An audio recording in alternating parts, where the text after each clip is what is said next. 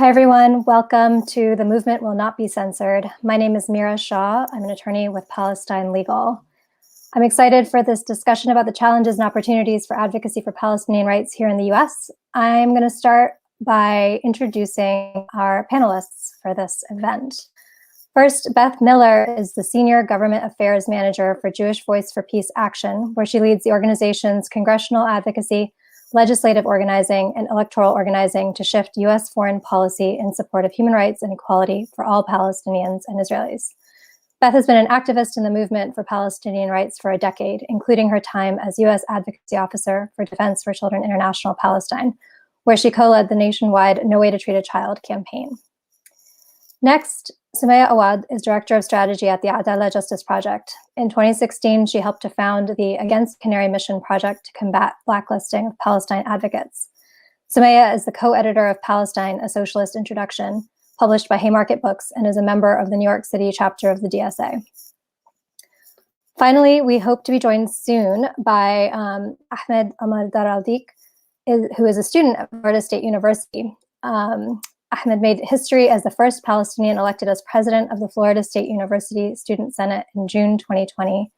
Since then, he has faced a barrage of attacks from the university's president to state lawmakers and social media campaigns aimed at removing him from his position and attacking him for expressing his outrage over Israel's treatment of Palestinians. He is a client of Palestine Legal. I really appreciate all of you and your time for this conversation. I'd also like to thank the other organizations that are sponsoring this event, the Adalah Justice Project, American Muslims for Palestine, Defense for Children International Palestine, Jewish Voice for Peace Action, and Palestine Legal, with special thanks to AMP for the platform and technical support for this event. We are recording this event and plan to share it afterwards as well. Thanks to those of you who submitted questions. Please also feel free to post questions in the chat. We will try to answer some throughout the discussion and during the Q&A, and we'll aim to follow up by email with some resources for those we're not able to get to. So the aim for this conversation is to offer an overview of US-based Palestine advocacy, the challenges and opportunities of the current moment, the avenues and tools to push back against repression, some broader historical and cross-movement context for these censorship efforts, as well as what we can expect in the coming period. The focus here is on advocacy here in the US. We understand there is rightly a lot of interest in looking for ways to alleviate worsening conditions faced by Palestinians in Palestine and international accountability efforts, and we'll aim to provide some resources from partners on those issues in a follow-up email as well. So let's jump in here. I think I'd like to just do a quick round of maybe sort of a snapshot of challenges and opportunities. How have things changed? How are things better or worse or different now 4 months into the Biden administration? You know, what do we see that's new or different? What do we see that's stayed the same? I'd like to maybe start off with Beth. And welcome, Ahmed. Thank you for joining us. We're so excited to have you with us. I did a quick introduction and we're diving into the conversation now. To start off with just a snapshot of challenges and opportunities. So Beth, can you kick us off? Yes, absolutely. Thanks so much, Mira. I'm so honored to be with this incredible group today and really excited to be talking with you all. So yeah, I'll dive right in and we can start talking about how things look under the Biden administration. The fact that I almost said under the Obama administration actually is my first point, which is that the Biden administration has basically tried to immediately pull us back towards something that looks closer to what the Obama administration policies looked like when it comes to Palestine and Israel. And so what that means is that they're trying to go back to a kind of pre-Trump status quo. And that's kind of rooted in an idea that America can be this neutral mediator that helps move Israel and Palestine toward peace without actually addressing any issues that have to do with Palestinian human rights, justice, or freedom. So we all know as activists and as movement leaders that that is unacceptable, right? That under Obama, things were actually very bad for Palestinians as well. And of course, they got worse, significantly worse under Trump, but we can't go back to that. But what we've seen from the Biden administration has been very clear signaling that that is what they will do. There have been good things, right? The Biden administration has moved to release aid to Palestinians. And that was aid that should have been released years ago, but that the Trump administration refused to move. And so it's great that the Biden administration is releasing that aid. However, that is an absolute bare minimum, right? That is the least that we can start doing. And releasing that aid without also addressing the root causes of the issues we're seeing won't get us anywhere and won't really move us forward. So what we're seeing from Biden that's really concerning is a total unwillingness to hold the Israeli government accountable for its apartheid policies. And when I say a total unwillingness to hold them accountable, I actually mean and include in that an attempt to actively shield them from accountability.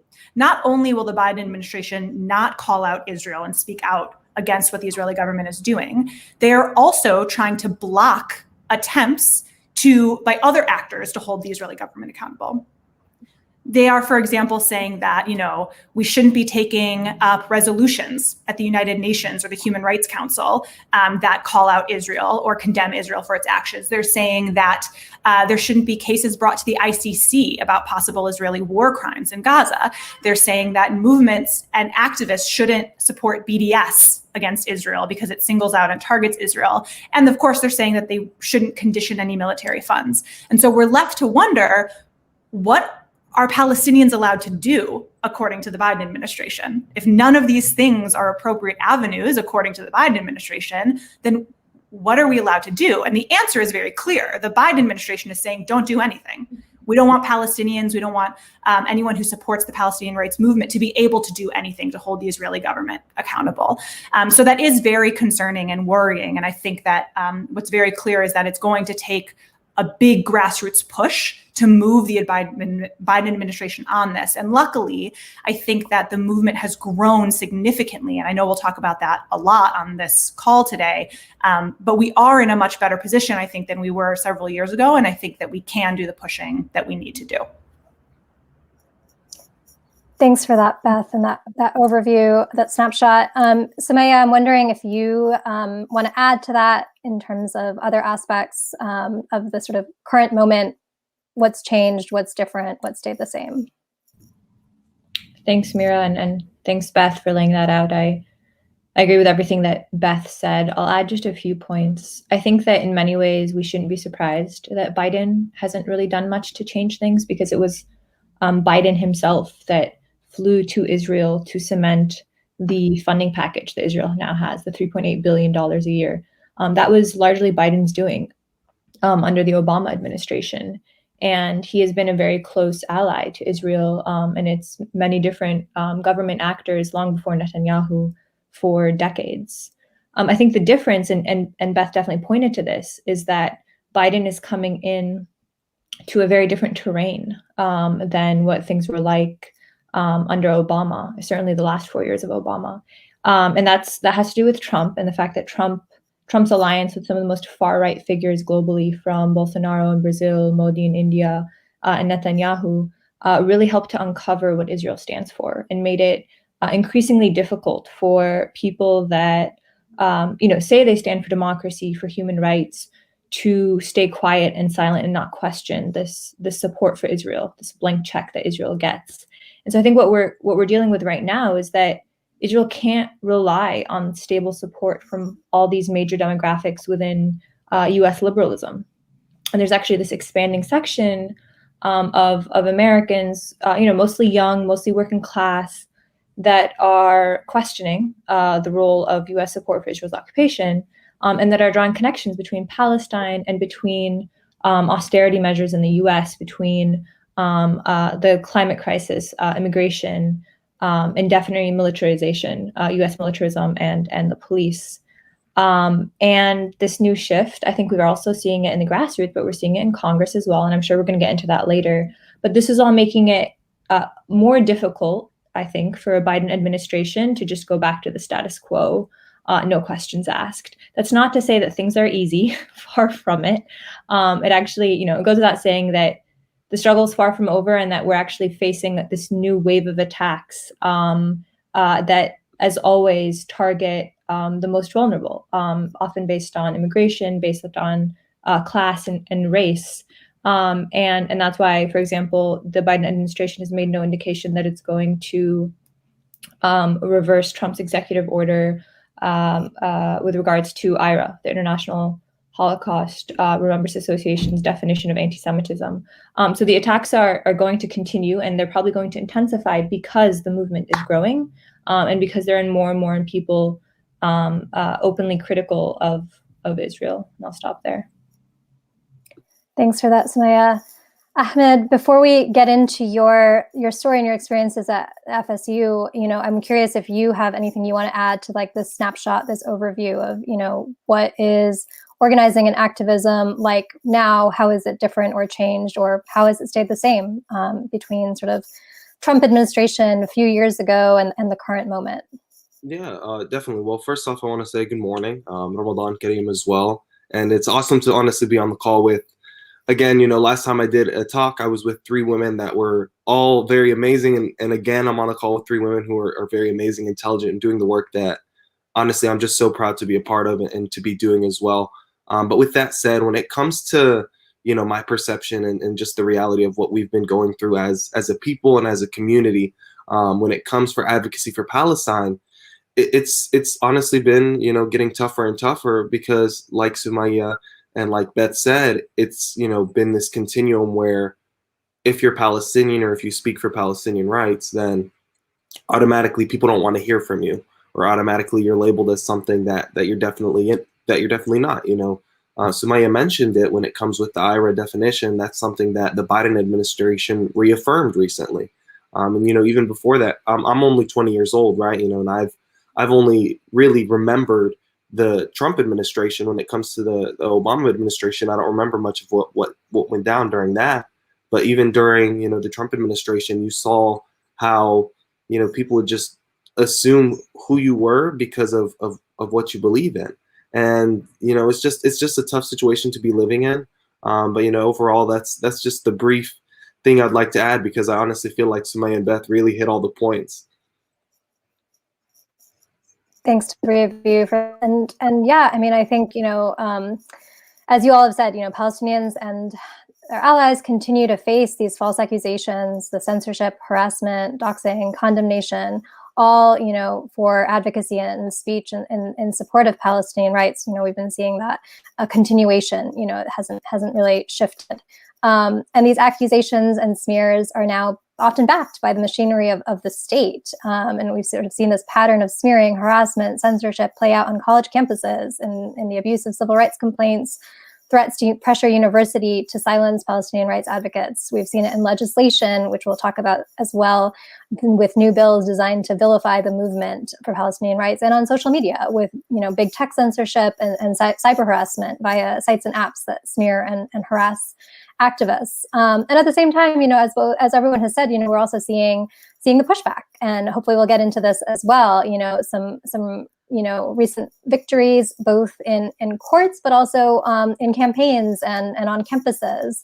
And the sort of the movement is growing. It is going stronger, and I think that is a significant change from past years, and an important one to note. So with that, I want to kind of sort of delve into, what does this look like, in different contexts? And in particular, Ahmed, I'm hoping that you can talk a little bit about your experience at Florida State University in the past year. As in your introduction, I sort of mentioned that you faced this barrage of harassment since you were elected to president of the Student Senate. I'm hoping that you can tell us sort of what the repression looked like in your particular context. And I really appreciate you being with us today and sharing your story. So thank you. No, of course. Well, it's kind of like it's not that it's tough to talk about, but it's just like such an overwhelming situation when you think about it. Like I said prior, I'm only 20 years old, right? And so being a college student and being still young, like I'm trying to figure out how I want to get to the places I want to get in life. I want to figure out how I want to be be an advocate. I want to figure out how I want to be successful and just, be a person who's doing things to help others. You know what I mean? Like, that's something that I would hope other people are looking to do, but that's personally what I'm trying to do with my life. And I decided to go and get involved with student government. Like every college student who's trying to figure out if they like government or not, you try and do student government. You're like, oh my God, look at this. And I did it, and I really enjoyed it. I started as a freshman, and I did it until I was a junior. I get into the student senate. We have a situation where the Senate president before me was removed, so I run. I get elected, and it wasn't what it seemed to be. Like I was super excited. I was like, wow, I'm the first Palestinian Muslim to ever be in this position. Like, I'm going to be able to do so much and bring all these issues that I've seen placed on the back burner, bring them to the front of the table. And like, this is what I want to do. This is how we're going to do it. But that's not how it went. You know what I mean? Like 4 days after I'm elected, I see like, an Instagram post that I had with me standing next to the statue of Nelson Mandela, saying iconic F the occupation, F Israel. I see that post screenshotted and kind of twisted into saying like, oh my God, look at him. He's anti-Semitic. And then it kind of just keeps, I guess, snowballing. Like, right, it feels like the snowball effect because it started out so small and started out just from my Instagram and from like, one Facebook post where people are just, talking about me like I'm a hot topic. And then it just becomes larger and larger and larger where because I'm a Palestinian, because I'm a strong speaker, because I don't back down, now people are like, oh my God, he's bigger of a threat than we expected. Because, most people in my situation would have resigned. And for me, I'm not, I'm Palestinian. Like, it's in our blood to be resilient. I'm not going to sit here and tell you, oh yeah, I'm going to step aside. Yeah, let the next person take over. No, I took over during a heated time. I'm going to continue to serve, and I'm going to do my best to serve the student body. That's why I was elected to the Senate, and that's why I was elected to be the president. But that's not what they wanted, right? Because at the end of the day, me being Palestinian and me, having these views that are anti-Israeli government is something that scared them. And so because of that, it was automatically this person needs to be removed. And so that's when I started to get the pushback from the university itself. When it came to the student body, there was like, it was a split like, perspective of me when the people of color, they were all like, oh my God, like we have to come to his aid. We have to help him. And then you had a lot of the white students who were very, uncomfortable with me. And then beyond that, it starts to escalate where you start to see government officials getting involved. We had the department, it's the Department of, I believe, disaster management. I forget exactly what his position is, but this guy named Jared Muskowitz, and he was appointed by the governor. Like, this guy's big in the federal government, and all of a sudden he's, coming after a college student saying like, why isn't FSU doing something? And, even beyond that, you have, state legislators writing letters to my SGA advisor saying, oh my God, this person's unethical. And then you have cities in South Florida saying the same thing. And so it was just like all these people trying to tell me how bad I am. And it's like, do you really think that I don't know who I am? Do you really think that by you telling me that I'm unethical, I'm this, I'm that's going to stop me from fighting for Palestinians? That's going to stop me from saying that the Israeli government is an occupying state, that they're an apartheid state? Like, you think that's going to stop me by telling me these things? You know what I mean? Like, the tactics that are constantly used against people like us who are advocates and who want to stand up for the right thing and who want to stand up for Palestinians and want to stand up just for justice in general, they're always going to use those same tactics where they try and threaten you, they try and make you scared, they try and overwhelm you. But at the end of the day, what you really need to do is stay strong, because that strength that we have to push forward is the strength that they wish they had, and that's why they're scared of us. And so if anything, from my experiences and from everything that I went through, I honestly have learned that, you fight till the end. And that's why I'm actually, I work with Palestine Legal right now. They're representing me. And I've been fighting, and I've used, the resources and Palestine Legal to support me because I know that I have them. You know what I mean? I know that these are real advocates. These are real support. And literally, I think, it was yesterday.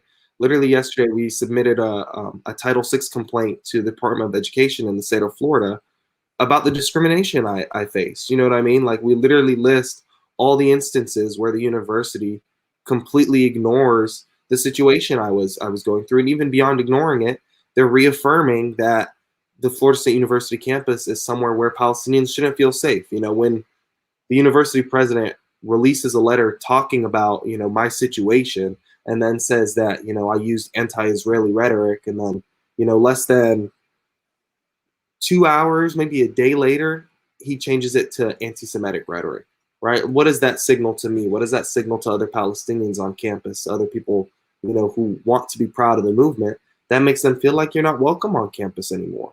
And that was the atmosphere that the university wanted, is they want me to be someone who's not going to speak up. And, you know, that's something they've tried hard to do. And, you know, I've kind of stepped back these days just because it's like, it's been a lot, you know, it's finals week. Like, I need my time for myself. But, you know, I've been pushing hard, you know, like there's other things that I've done when it comes to university. You know, we started Autumn Student Union about 3-4 years ago, you know, and we're still hoping to get stronger with it. You know, beyond that, we have a Students for Justice in Palestine on our campus. And it's definitely an organization that it'll have like spikes in involvement, and then, you know, like lows and spikes and lows, because it's always hard to keep people engaged with an organization, especially Students for Justice in Palestine, when you have so many people talking them down, telling us that we're a terrorist organization. You know what I mean? Like, I literally, you know, I had a resolution that was on the docket for the Student Senate just describing, you know, the pain of Palestinians, talking about, you know, it was one was a BDS resolution kind of saying that we should, you know, boycott, divest from different organizations that the university is paying that support the Israeli government, support the occupation. And those things were, you know, they were failed, they were ignored. They weren't things that people wanted to support within a Student Senate body, because to them, that's something that is too political, right? It's like, you know, we're in this fake ecosystem. We're only supposed to talk about, like, you know, roses and flowers. Like, they don't want to get into the deeper topics, because to them it's like, oh God, whose button are we going to push in the administration, or what is this? And then how are we going to, you know, have to face the repercussions? And so it's always a battle when it comes to Palestine. But at the end of the day, you know, I know where I stand, I know who I am, and I know what I believe in and who I'm always going to fight for, and that's my people. So thank you. Thank you, Ahmed. It's a lot that you've been dealing with, and especially right now in the middle of finals.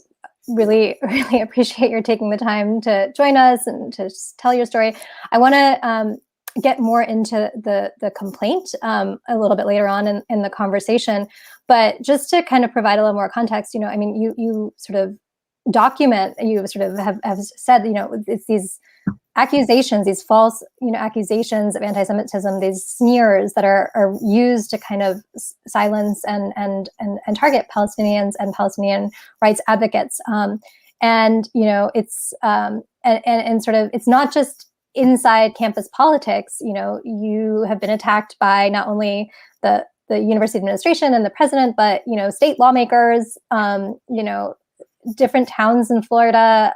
You know, there's been campaigns, including one funded by Act.il, which is itself, you know, supported and funded by the Israeli government, to kind of, you know, sort of build a campaign of harassment and you know, bullying, I think, to kind of to remove you from your position and to smear you. And, you know, it's the fact that you are staying strong and resilient is really a testament to you and to your, you know, organizing. And I guess I want to just, like, the attacks are particularly egregious, but they're not necessarily new. And they're not yet necessarily specific to Palestinians and Palestinian rights advocates. And I'm hoping, Samaya, that you can give, you know, maybe some of that broader context, or sort of make some of those connections and links for us. Yeah, definitely. First of all, Ahmed, I mean, thank you so much for being here. And I don't know what others think, but I feel like we need an Ahmed to be the president of, like, every student senate in this country, or an Ahmed-like person. So props to you and everything that you've done and are continuing to do. I think where you left off is actually a perfect segue, because it really begs the question, why do all of these people, right? Like, whether it's the students or these cities and towns in Florida or the state government or the federal government, care so much about what this one student is doing at this university in Florida. Not to diminish from like the importance of the Florida Student Senate, but like, why does it need this huge blowback, right, in response to it? And not just in your case, but other cases similar to it. And I think to answer that, I want to take us back almost 100 years. There's so many examples of ways that the US government in its various iterations on the ground have attacked and censored and really like squashed movements that have an impact on US profit overseas and geopolitical interests abroad. And there are so many examples. I'm just going to list 4 historical ones, and then I'm going to come back today. One just like simple one is the Sedition Act from 1918, right, during World War I, where it was like, hey, if it was illegal, it was outlawed to speak up against the war, to engage in any boycott, or to speak out against the production of weapons that were used in the war, the production of anything that would be used in the war. And people were imprisoned and worse. You couldn't talk about it, you couldn't write about it, etc. There's the Smith Act in 1940, which is very similar, about anyone that's talking about overthrowing the government or being anti-government. And then, of course, I think this is one of the biggest ones, and people have really tied this to what's happening to Palestine today. There's the Mccarthy Era, right? And people often talk about the new McCarthyism, the modern day McCarthyism against Palestine activists. But the Mccarthy Era in the 1950s was all about these communist witch hunts, and specifically blacklists. And I think that's one of the biggest ties to what's happening to Palestine activists today, because in the Mccarthy Era in the 50s and in the 40s, there were these blacklists that were created, and hundreds and hundreds of people, thousands of people, were put on these lists and accused of being un-American, and accused of being involved in espionage and all sorts of things. And people lost their jobs, people lost their families, people were deported. We all know about the Rosenbergs who were executed for this, and no one was exempt. No matter how much money you had, no matter what status you had in society, you could, if you fell on one of these lists, that was sort of it, and there was no recourse for justice. And actually, the effects of that are still sort of felt today. Like, there's a reason why, until I'd say the last 5 years, it was scary to say you were a socialist in this country. And obviously that's changing, but it's worth noting that on immigration papers in the US, if you're trying to get a green card or immigrate, one of the questions you're asked is, have you ever been or are you part of the Communist Party? And that's still there. So the impact of that is still very much felt. And all of this, these witch hunts, the McCarthy era, were about maintaining US political interests globally, right? It was about the Cold War and the fight with the USSR, and how to clamp down on any anti-government, regardless of whether or not there was any proof to it, etc. And I think this is important because that's the backdrop of what we're seeing today. It's not that the US government sincerely cares about fighting anti-Semitism, and I think there are plenty of examples that prove this to be true, or state governments in Florida or New York where I am or anywhere else, but it's actually about maintaining their interests abroad and their profit abroad and their political influence abroad. And this is important because it really shows that what we're facing as a Palestine movement is not new, and that it's actually connected to this long tradition of the US government, but also other governments as well, cracking down on dissidents, cracking down on anyone that seeks to uncover even a tiny fraction of the truth about what our government is doing abroad or what its interests are, and how it's not about obviously it's not about human rights abroad, but it's also not about maintaining basic rights here in the US either, and that the two are connected. The other thing I'll say about sort of that's important to think about with all the attacks is the role of Islamophobia and the rhetoric of war on terror that is used to also justify the attacks we face, right? It's no coincidence that the majority of people that are targeted by Zionist groups and by these different government laws and policies and resolutions are often Muslim or are often people of color. That's not a coincidence, right? That's by design. There are laws in place to make it easier to crack down on us without as much pushback. And also, what the attacks we're seeing have also been used against Black Lives Matter activists, right? The surveillance that they faced, the blacklist that they've been put on. Standing Rock is another really good example. the way activists there were surveilled, or anyone who supported them on social media or in person. And all of these actors that are sort of building this surveillance and censorship machine are often very tight and very close with so many different elements of the far right in this country and globally. And regardless of whether or not they fall under Republican or Democrat. And that's the reality. And I'm running out of time, but I want to say two last things. One is that a lot of the tactics that have been used in the past and continue to be used today against the Palestine movement and others that I've mentioned really rely on ingraining and like entrenching self-censorship so that we feel like we can't talk at all, right? Like when an elected official is scared to touch a certain subject, it's not that they're scared to talk about it, right? They're self-censoring themselves because of the repercussions they think they're going to face. And I think that's sort of the power of what these laws and what these attacks do, is this shaming and silencing and self-censorship. And that's sort of the power of what you're doing, Ahmed, and what others like you are doing, which is saying, no, we're going to continue to speak up. And in fact, our movement is growing. And it's through this movement that we are going to fight back. And that certainly was the case in the past with how movements fought back. And I'm out of time, so I'll stop there. Thanks for that, Sumaya, and hopefully we can come back to some of those threads and pick up on some of those connections. I'm hoping, Beth, that you can kind of bring us back to sort of the current moment and what is this looking like now? You know, I think we heard from Ahmed about his specific experience, but if you can talk about, you know, what does repression look like, you know, in the current moment? Yeah, absolutely. Sumaya, that was really grounding history. Thanks for offering that. I feel like when I've heard you kind of talk about that a bit before, and every time I do, I feel on the one hand really overwhelmed by how this keeps happening in history, and then on the other hand, I feel very buoyed by the fact that we're not alone, and it's so easy to feel like Palestine is somehow exceptional and different, and in fact, like we are part of this long, beautiful tradition of the left and like pushing back against censorship in this way. So I find it very grounding to hear that history. Yeah, I mean, I can just kind of build directly off of Sumaya where you left off. I think, you know, this idea of self-censorship is key because what I'm going to talk a little bit about is how these attacks have looked through legislation and coming from the federal government and state governments.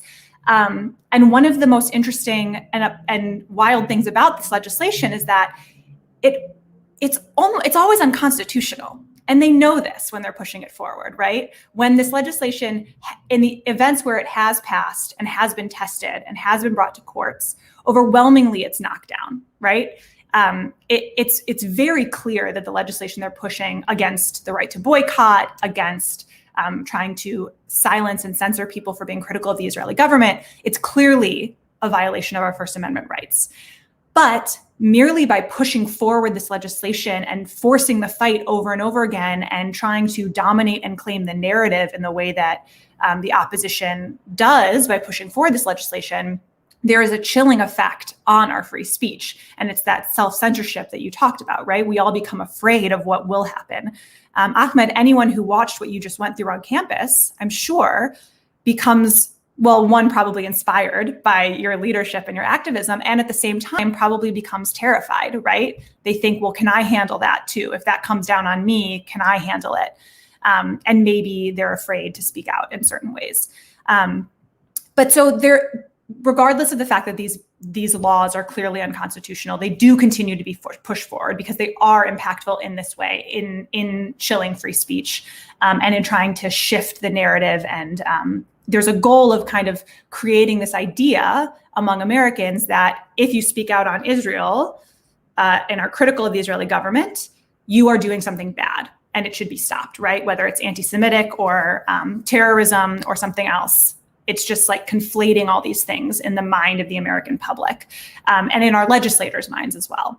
And so we've seen this a lot at the federal level, right? There have been multiple rounds and attempts to criminalize and censor our right to engage in the boycott, divestment, and sanctions movement, right? And often the claim is that BDS is inherently anti-Semitic. There have been other claims as well, but that's a major fight that has been pushed forward many times at the congressional level. Luckily, it hasn't actually moved at the congressional level because groups like ours on these calls, the ACLU, et cetera, have come out so strongly against them that they haven't actually been able to garner enough traction to be pushed forward. But there have been versions of it that are maybe a little bit slightly, like they seem like they're less unconstitutional. So they've moved, for example, a resolution in Congress over the summer of 2019 that because it wasn't binding, didn't technically criminalize BDS, the right to engage in it. And so it passed with overwhelming bipartisan support and was basically an attempt to delegitimize engagement in BDS and was very successful in doing so. There have also been rounds of legislation we've seen that attempt to adopt the IHRA definition, which a few folks on this call have already mentioned before, which is a very dangerous definition that we'll talk about in a little bit more detail later as well, that is a very controversial and dangerous attempt to conflate anti-Zionism, criticism of Israel with anti-Semitism. And there's been legislation that attempts to bring that more deeply into our laws. Again, that legislation has never moved because it's so clearly unconstitutional. But under Trump, he picked up that tool and he ran with it and he enacted an executive order, one that Sumaya also mentioned. And so he's been able to kind of take what was brewing in Congress and he used it via executive order and his own power as president. And then we've just seen this come time and time again when we see Republicans in Congress or Democrats in Congress who just use every opportunity that they have available to them to say that BDS is bad or that criticizing Israel can sometimes lead to anti-Semitism, right? Whether you're on the right or in your center or your center left, you'll find ways to kind of attack and punch left at the movement. And again, all of these things have that chilling impact and they force kind of self-censorship and they create fear among us and make us afraid to speak out more. I think that it's really important to remember that what's been mentioned before on this call, which is that this is happening because we are gaining power and because we are getting closer to winning, because this movement is growing, it's beautiful, it's increasingly engaging in cross-movement strategy and organizing. And so it's becoming much more clear to people that if you are involved in other progressive issues, you should also be progressive on Palestine, right? The idea of the PEP, someone who's progressive except for Palestine, I think everyone's becoming more clearly aware that that doesn't exist, right? If you're not progressive on Palestine, then you're not progressive. So there is no PEP. If you're not progressive on Palestine, you're not progressive.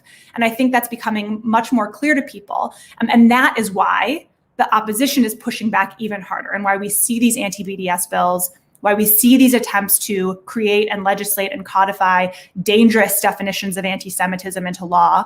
And we don't just see it at the federal level. We also see it even more so sometimes at the state level, which is famously a testing ground for really bad legislation. And so we've seen anti-BDS laws move even more swiftly at the state level. We've seen attempts to codify IRA into state law as well. And so that's something that we always need to be aware of and push back against too, that it's not just at the federal level, but it's also moving at the state level constantly. And so that's something that it's always important for us to kind of keep an eye on and be ready to fight back against. So that's kind of a little bit of what legislation-wise we've seen come up in that realm. The other thing I want to just mention in terms of what this looks like today is that we've also seen a lot of this play out on social media, right? And the way that Palestinian voices are censored on social media and the way that people who are critical of Israel are silenced or censored on social media. And I want to just very briefly, and I can get into this in more detail later in the call if we have time, mention that, a lot of the groups on this call and who are supporting this call right now are also part of a global Facebook campaign called Facebook We Need to Talk, which is essentially a campaign to push back against a possible decision that Facebook might be making to basically say that Zionist is a proxy for Jew or Jewish person, and therefore criticisms and attacks on Zionists are anti-Semitic.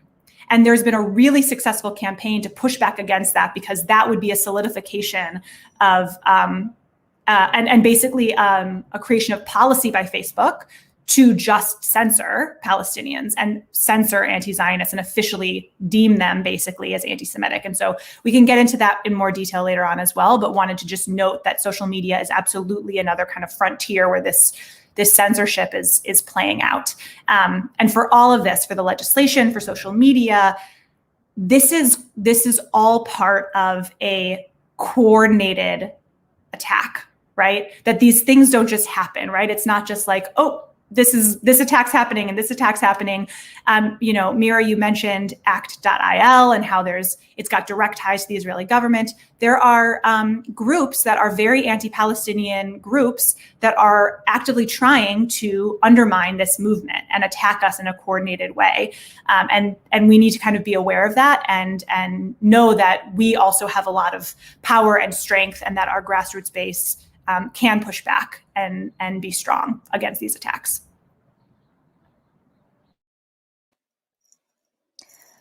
Thanks for that, Beth. Clearly, there's the sort of patterns and trends of repression against the Palestine movement continue. They ramped up in certain ways. We see it playing out online and with big tech more and more frequently. I guess I want to turn to sort of turning the tide. Like how do we push back? What openings are there, and level of repression and that sort of different levels that it's coming in on, and how do we sort of shift this narrative, right, from sort of being on the defensive to sort of more affirmatively sort of embracing the sort of narrative around Palestinian rights and human rights and freedom and justice and equality for all, right? So I think I want to start, Ahmed, if you can talk a little bit more about the Title VI complaint that you mentioned, and how you have been pushing back on the harassment campaigns that you've faced. So you mentioned, right, that Palestine Legal filed a complaint on your behalf with the Department of Education's Office for Civil Rights, alleging that Florida State University tolerated and reinforced an environment of anti-Palestinian racism. And, this complaint is somewhat new and unique in some of its claims, but I would if you could just talk about, like, why did you want to file this complaint? And, also just along those lines, what does it mean to be able to talk about your experiences in these terms and maybe just, share a little bit more about the complaint, why it's important to you, what you hope it will achieve. Yeah, of course. So there's so many different ways that you can push back, right? This is only one example of trying to use the system to my advantage, trying to find a way that these people have, come after me to do the same, to find a way to let them know, hey, what you did is not appropriate, what you did is not okay, and what you did was discrimination. You know what I mean? Like it's trying to directly lay out the facts, because at the end of the day, the person who was harmed the most was me. These people, they it wasn't easy to go through all of these different attacks. It wasn't easy to wake up to, every morning seeing all types of different messages on my Instagram DM, seeing it on Twitter. I don't even have a Twitter, right? But I had to go onto Twitter to be like, oh my God, what is being said today? Who's asking for me to die? You know what I mean? Like, these are not things that somebody should just be expected to live with. And then even beyond that, the biggest reason that I felt that I needed to do something like this to, personally, I wanted to sue somebody. I was like, let's sue, let's see who we can sue, when can we sue, right? Because for me, it's like, we need to find someone to hold accountable, because at the end of the day, I'm a student at Florida State University, and as a student, I didn't feel safe, right? And as a student, I went to campus, I was doing my job as a student, going to classes, trying to represent other students, and then I'm being attacked for that. And so because of that, I was like, is the university at fault? Is it the government that's at fault? And so Palestine Legal actually helped me fine tune and figure out what are our real action steps. And with that, we were like, okay, this Title VI complaint, yes, it's never really happened before, but at the same time, my case is unique, right? I have documented discrimination on so many different levels. There's there's letters from all types of government officials coming after me. There's literally the instance where we have proof that the university changed a document that labeled me at first anti-Israel and then labeled me as anti-Semitic, right? Because I'm not anti-Semitic. You know, at the end of the day, I know I'm literally of Semitic origin, being a Palestinian, being from that same region. And so to then call me anti-Semitic, it's like, it's just like, okay, I guess if you want to perceive me in that sense, that's your opinion and your choice. But at the end of the day, I know who I am and I know what I'm anti, and it's anti-Zionism and it's not anti-Semitic, because I don't stand against Jewish people, but I will stand against a political ideology that literally oppresses my people and advocates for their annihilation. You know what I mean? I'm not going to sit here and BS with somebody and tell them, oh, no, this is not. No, I'm going to tell you who I am, and I'm going to tell you why I'm the person that I am. And, you know, at the end of the day, it was really just seeing all these different factors pushing in on me and seeing all these different types of attacks that I really wanted to do something. And with the civil rights complaint, it's one avenue, right? It's not the end, it's only the beginning. And that's how I see it. It's one attempt to try and receive justice and try and get that accountability for these people who came after me for no just cause, right? It's like, if I was really a horrible person and if I was really such a bad and such a monster, right? It's like, I wouldn't be fighting. You know, I would just say, okay, you know what? You guys are right. I'm going to go take a seat. Thank you for informing me of how bad I am. You know, goodbye. But no, it's not like that, because at the end of the day, it's like, literally, it's that same question Sumaya asked. I always ask that to myself.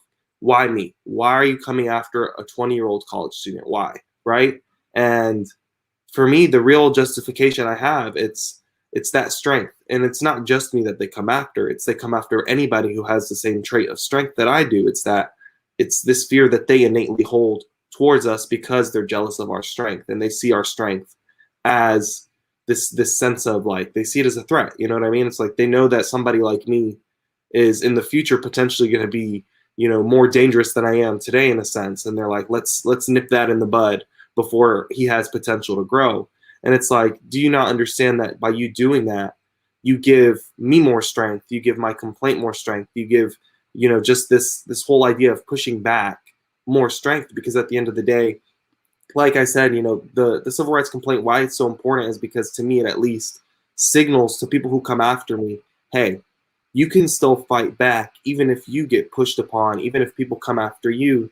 There's an avenue for you, right? It's not like you can't do anything, you can't say anything, you can't fight back, but you can. You know what I mean? And so this is only one avenue, right? You know, you can fight back through, you know, university systems. I filed a bunch of little discrimination complaints depending on who discriminated against me. You know, even beyond that, you can start having one-on-one conversations with people.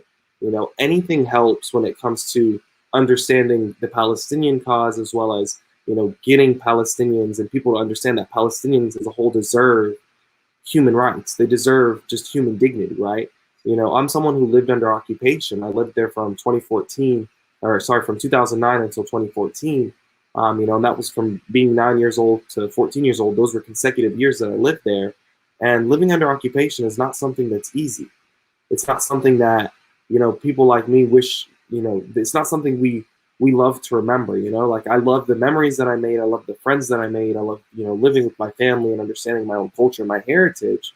But the pain, you know, the witnessing of such just dehumanizing things, and it's just atrocious, right? It's like, you know, you go through so much, and literally, you know, last time I was on an event, I described, you know, a situation where our house ended up being tear gassed, and, you know, we were witnessing people from, you know, our window and watching the news where the situation was literally outside our house, where people were falling, you know, from bullets. They were falling from tear gas. They were passing away. These people died no younger than I was. And these are people just like me. They're Palestinian. What are they fighting for? They're fighting for their freedom. Yet nobody is saying anything. Nobody's standing up and saying, hey, look at these people who are dying. Every day they're dying because they will not stop fighting. Palestinians will not stop fighting, but the world just, you know, chooses to turn a blind eye, because at the end of the day, we're not as important as the Israeli government. We're not as important as, you know, the things that they can bring them in the Middle East. But it's like, do you not have humanity?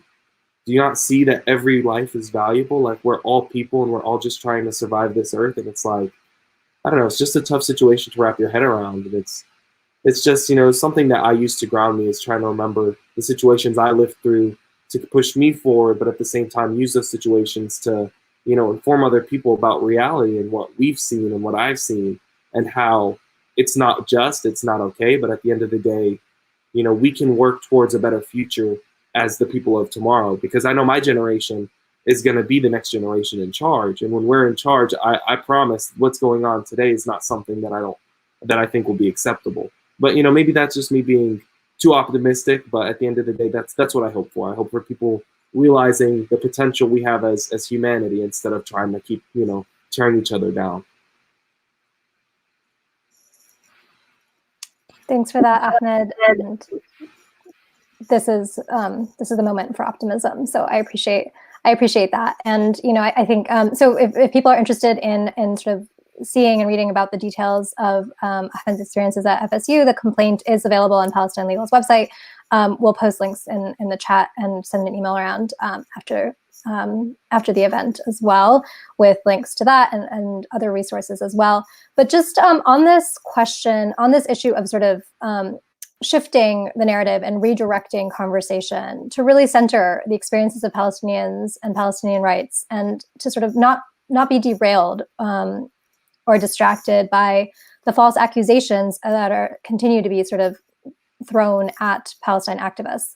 I'm wondering, Sumaya or Beth, whoever wants to start, maybe Beth, you can start. Just, you know, can you say a little bit more about sort of these efforts to shift the conversation, you know, the sort of role of IHRA and that definition, and efforts to kind of unseat it as the sort of mainstream definition that you know, people are turning to.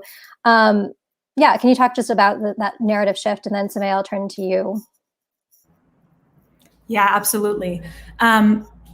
Yeah, so I think, you know, we've talked a lot about the IRA definition, and there are increasingly successful attempts to kind of unseat it, to show why it's so dangerous and controversial.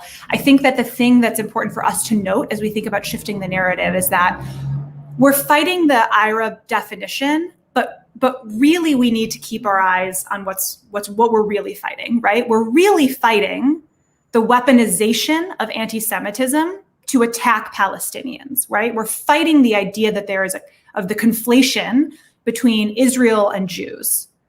IRA is currently the favorite tool of our opposition to do that. But if we defeat the IRA definition, we won't necessarily have defeated this entire thing. So I just want us to kind of frame that a bit, because I think it actually keeps us on track then for how we shift that narrative, right?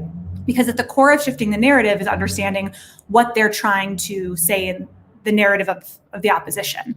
And what people who are pushing forward things like the IRA definition are trying to say is that Jews and Palestinians cannot be safe at the same time, right?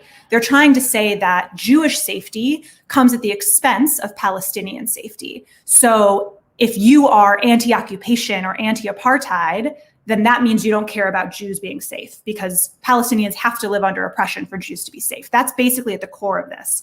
And we, of course, reject that. That is entirely false. That is not the future that we are fighting for. And so the way that we redirect is by completely standing in solidarity with one another, right? That we show that we know that our safety comes through solidarity between our communities, not by pitting them against one another.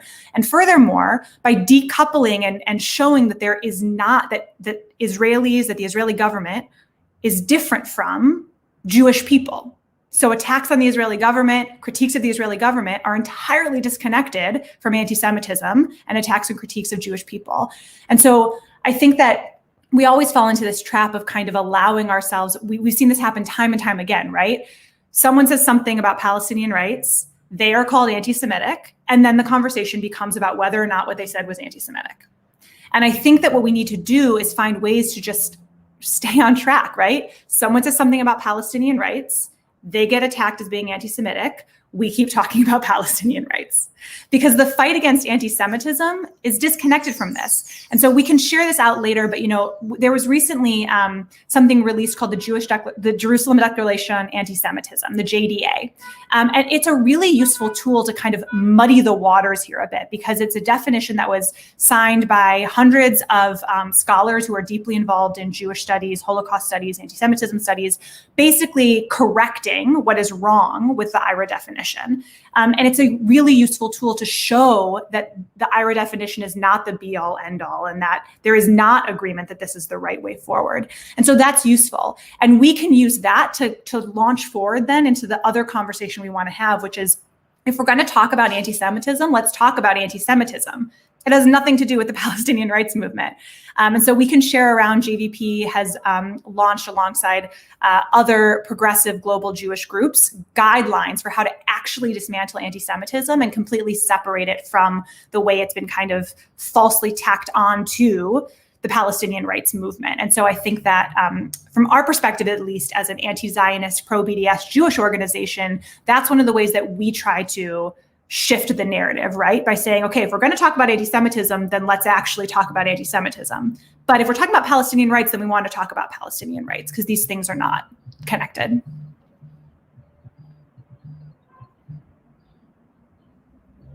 Thanks for that, Beth. Sumaya, is there anything that you would want to add to that? Yeah, I'll be very brief because I know we're running out of time. I think, I mean, everything that Beth said, I agree with. And I would just stress that it's a lot easier said than done to respond to accusations by being like, no, I'm just going to keep talking about Palestine. And Ahmed, I think your case is a very good example of that, and what happens to most students around the country. But I think one of the things to stress is that as our movement continues to grow, and it is growing, is to be very confident and to say everything with conviction when we're talking about what is happening to Palestinians, and to really just stick to that narrative and not backtrack. Because oftentimes it's easy to think that backtracking is like the way to redirect the conversation, but actually backtracking is not. And sticking to what we want to say about the reality on the ground that is getting worse. I mean, our movement here is growing, but the reality on the ground for Palestinians is getting worse and worse as Israel's occupation expands. And so we want to frame and create a movement that can actually have the impact to shift and sway and engage with those who are in power and who do have the power to change the material reality on the ground, right?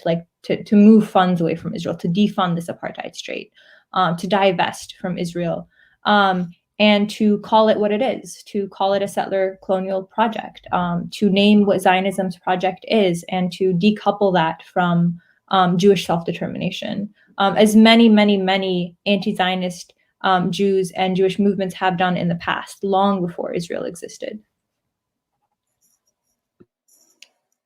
Thanks for that, to all of you for the sort of how do we push back, and I guess, in concrete terms, in terms of campaigns, what are the avenues that people can sort of link up with, engage with? What are the opportunities here, the affirmative actions that people can take? I think, Beth, maybe you can start by talking about some of those, and others can jump in as well.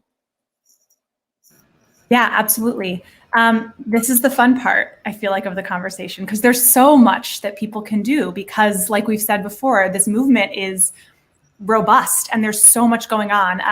I'll speak very briefly to what people can do to push Congress. And so Sumaya already mentioned this a bit, right? We should be pushing forward a proactive plan to condition, leverage, cut, end US military funding to Israel, because we are paying for all of these horrible things that the Israeli government is doing to Palestinians.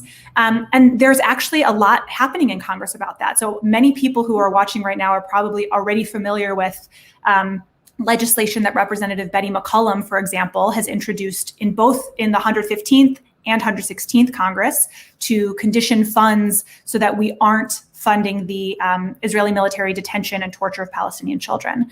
And excitingly, Representative McCollum is also currently planning to introduce new legislation very, very soon that will expand on that and not just cover the Israeli military detention of children, but also talk about not funding home demolitions, forced evictions, forced transfers, and the illegal annexation of Palestinian land. And that's moving very quickly. And a lot of groups in the movement have been deeply involved in pushing forward to make this now happen.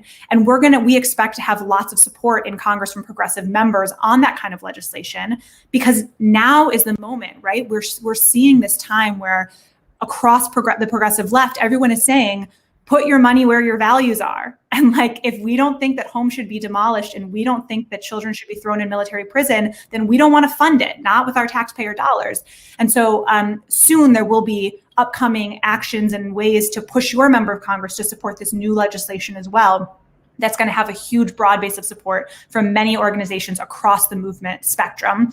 And then the other thing I'll mention is that you can also find ways to push your member of Congress around issues, even if there isn't legislation on the table, right? And so one of the things we've seen a lot of movement in Congress is pushing people to speak out against medical apartheid and the ways in which the Israeli government is distributing its vaccines and not distributing at all to Palestinians living under the occupation. And we've seen lots of movements from members of Congress who weren't originally intending to speak out on this. And because of grassroots pressure, we've seen 3 Dear Colleague letters about the issue and many statements to press and tweets, and we should have more, and we should be pushing for more. So I think we'll also share out in the chat box and in the follow-up email actions and ways that you can push your member of Congress on that as well, that have come from groups like the Invest in Justice Coalition that have lots of amazing organizations involved to push forward this particular campaign. And that's just to name a few. I'm going to stop because of time, but there's always ways to push our members of Congress to be better. Thanks for that, Beth. And we'll be sharing out some of those links via email after the event as well. But Sumaya, is there anything that you want to add in terms of other campaigns or ways to get involved? Yes, big plus to everything Beth just said. I would add, I think it's important for people to take a look at the Freedom Future platform, which is a platform that was put forward by Palestinians in the US, sort of detailing and a set of principles and demands for what it looks like to push for Palestinian liberation, Palestinian equality, and self-determination. So check that out in the link that Mira will share. I also just want to encourage people to also get involved. I mean, there's so many ways to get involved around Palestine, and certainly through Congress, that's a big one, but also through thinking about what BDS campaigns could look like wherever you are, whether you're on a campus, at work, in a community, etc. Because that's one very direct way to up the demand to divest from Israel and invest in our communities here in the US. And I also just want to stress that we're at a very particular juncture right now, as we spoke about at the beginning of this talk, where there's so much potential. We have people in Congress that are openly speaking out about Palestine and sort of increasingly encouraged and feeling that they have the support of a movement behind them. We have a growing grassroots movement. We have groups like the Democratic Socialists for America, DSA, that endorsed BDS, and that is, trying to take Palestine more seriously as a central component of what it means to fight for more just foreign policy. And we're not going to have this opportunity, forever. We don't know what's going to happen. And so I think really focusing on what can we do now, how can people get plugged in is key. And I encourage folks to do that. Thanks for that. Just really quickly, because I do want to get to some of the questions that have come in, I just want to mention briefly, in addition to federal advocacy and congressional sort of efforts at the state level, we also see efforts to repeal legislation targeting advocacy for Palestinian rights. I think there are bills in Minnesota and with coalitions actively, trying to sort of push those forward. We do see legislation, targeting the movement as well, with bills that have recently passed in Utah and West Virginia by the legislatures there. But these repeal efforts are important, and I think a way to organize, right, and to push back, with even when laws are in place. So that's one thing I want to mention. And then just on Ahmed's case and the complaint in particular, just to I think there'll be opportunities and avenues coming soon. So to keep an eye out for ways to support Ahmed's case in the future.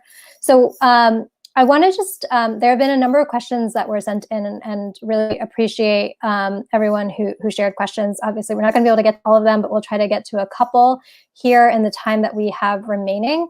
Starting with, and I think, Sumaya, you mentioned this, but one question that came in, what what BDS or specifically boycotting campaigns do you believe can have the most impact at this time in the US? And, just while we need to be fighting for the right to BDS against anti-BDS state legislation, but, what are the active campaigns that we want to be defending and implementing? Do anyone want to take that one? I can start, and then, yeah, I mean, I think that's a great question, and I think there's two ways to answer this. One is any campaign that you can get involved in, especially one that can sort of rile up and rally people in your community, whether that's work, school, whatever, is an important campaign and has a lot to add. I mean, as we talked about earlier, the smallest things are treated by the Israel lobby and other partner groups as very consequential, and that's because down the road they do have an impact on the larger project on the ground. I do think that campaigns that are coordinated and that have their target be a large corporation, one that's invested in Israel and elsewhere, are the ones that tend to gain more ground and have more impact in the long run.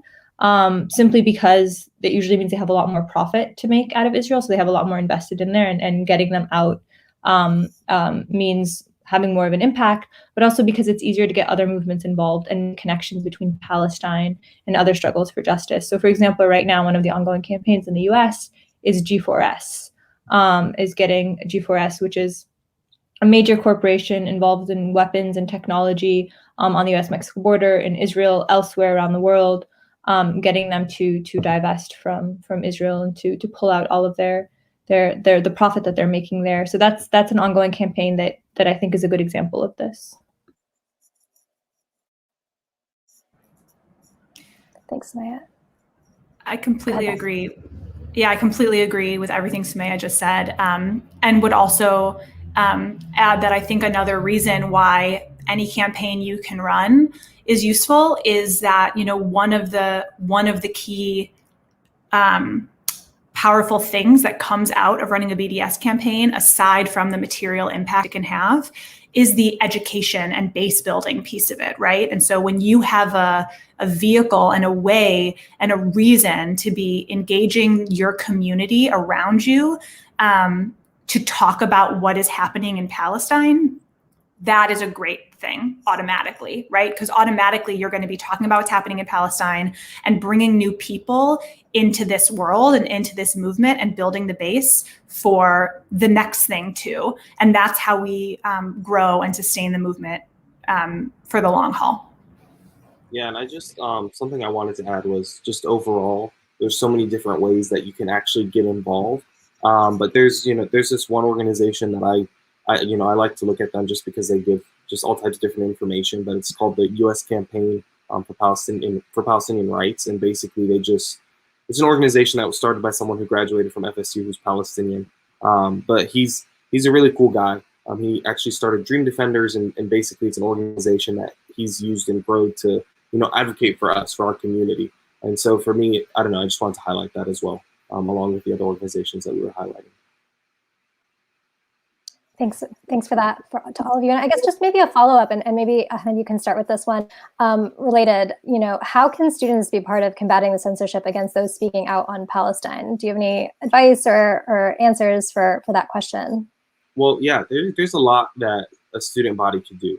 You know what I mean? Student bodies are the strength of a university. And so if a university administration loses the support of a student body because of an issue like Palestinian student rights, that can make an impact, right? So if you're able to garner enough support within students to, you could literally do anything. You could walk to the administration, to the office, right? You could literally have a sit-in in the office and tell them, hey, you need to speak upon this issue. You need to do something about this. You need to stop receiving funding from this organization. Whatever it may be that your university is doing to support the occupation, you find it and you tell them stop, and you make sure your voice is heard. You could do it through writing a resolution within your student government, right? If you have a student senate, a student House of Representatives, whatever at your student government that legislative body is, you take advantage of it. You use it to your benefit.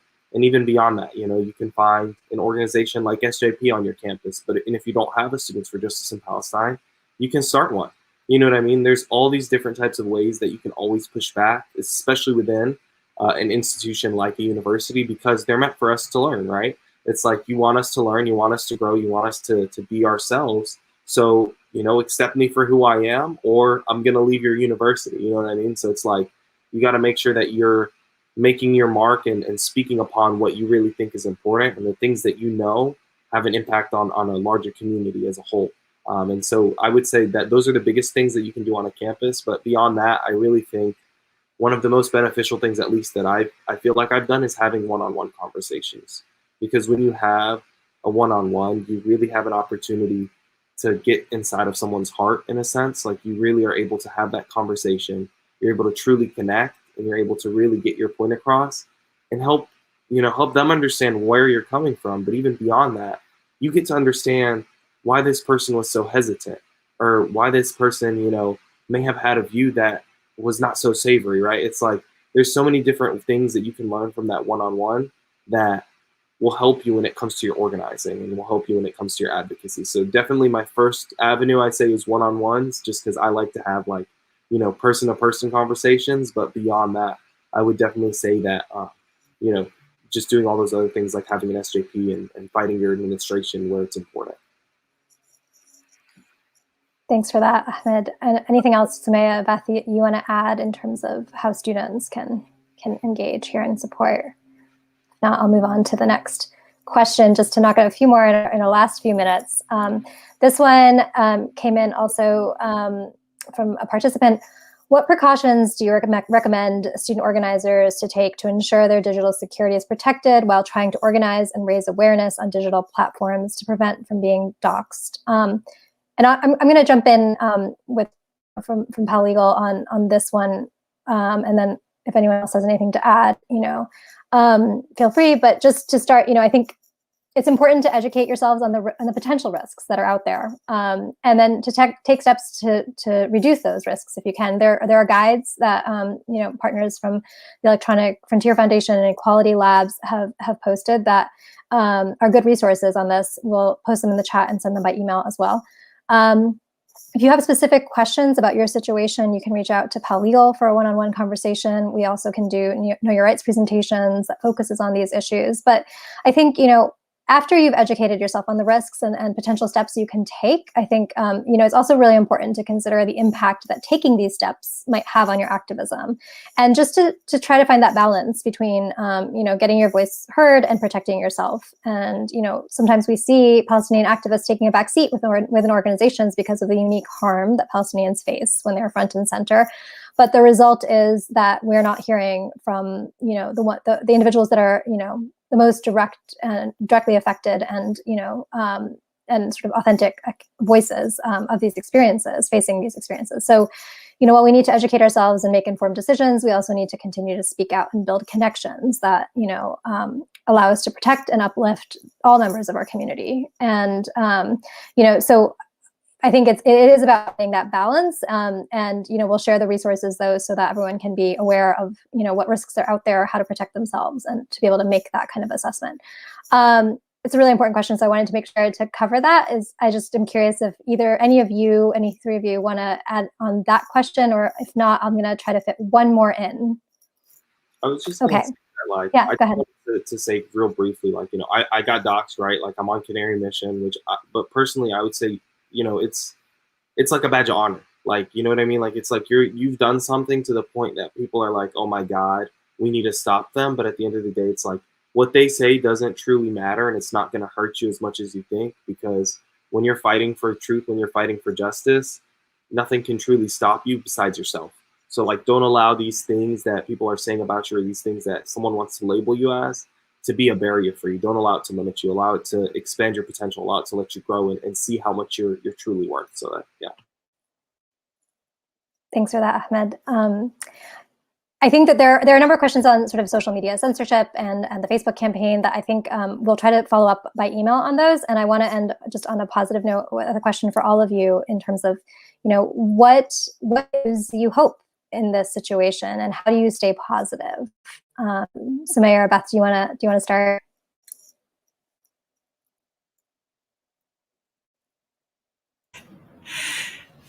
There's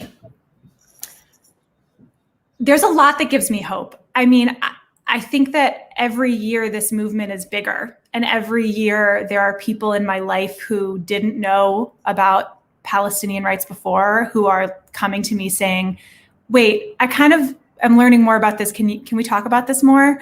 I think that one of the things that also, I think that that's translating out into Congress, right? My job is focused on Congress, and I am brought a lot of hope, and I get very hopeful when I see any new member of Congress saying anything new about Palestinian rights, because it really does keep moving the line further and further. And I have a job that people think I would be very cynical in, but I actually get a lot of optimism from it because there is movement happening. And then the last thing that really gives me hope, this sounds so corny, but it's things like this, honestly, right? Like every day I get to be on calls with brilliant people like you three, right? Mira, Sumaya, we talk all the time. Ahmed, we've never met before, but I'm honored to get to be on this call with you now. I get to be on calls in coalition with just brilliant organizers. And every time I'm on those calls, I get hopeful because I feel like the people involved in this movement are the kind of people who will actually bring about the world that we're all working toward.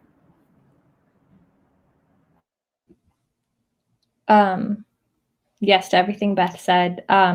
I think for me, I mean, it's there's no doubt that sometimes it feels, I feel so deflated and demoralized, of course. And when you're being attacked all the time, it can sometimes feel like, is this ever going to change?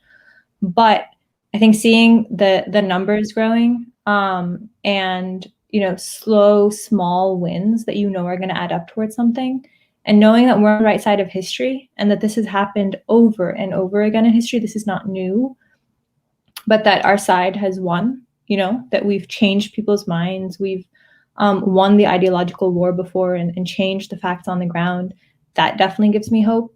And also, and Beth said this too, but the people in this movement are some of the most wonderful, kind, fierce, ferocious, make great food, just like a wonderful, growing, expanding community. And it doesn't come without its problems, of course, but it's also one that's directed, and we're all in the same direction. We're all trying to fight for the same thing, and we're all very aware, and we recognize that our liberation and our freedom is tied together. And I think that gives me hope, definitely at the end of every day.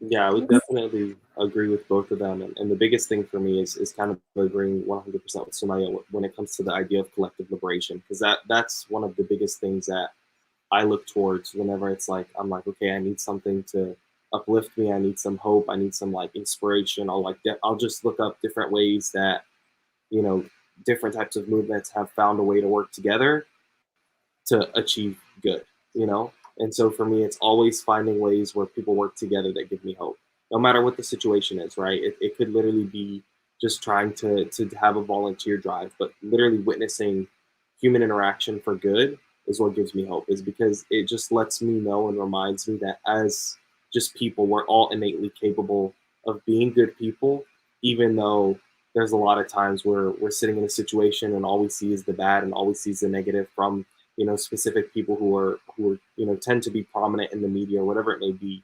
But it's like, you always got to remember that those people are just people too. And at the end of the day, they have just as much humanity in a sense as you do. And, even if they're just showing you they're bad, that there's good and that you could potentially tap into that. And so that's always the one thing that I get hope from, is knowing the innate goodness that we have, even though it's not always present. Thank you, all of you. Thanks to Ahmed for joining us in the middle of exams and sharing your story. To Sumaya, to Beth, really appreciate, all of your contributions and all of the work that you're doing. I just want to thank again our co-sponsors, Adalah Justice Project, American Muslims for Palestine, Defense for Children International Palestine, Jewish Voice for Peace Action, and Palestine Legal. We are recording this, and we will share out the recording later on, along with some of the resources that were mentioned. Apologies if we didn't get to your question, but we will try to share out some resources that address some of the themes that we saw coming through. So thank you all. Really appreciate all of you joining us and spending some time with us. Take care.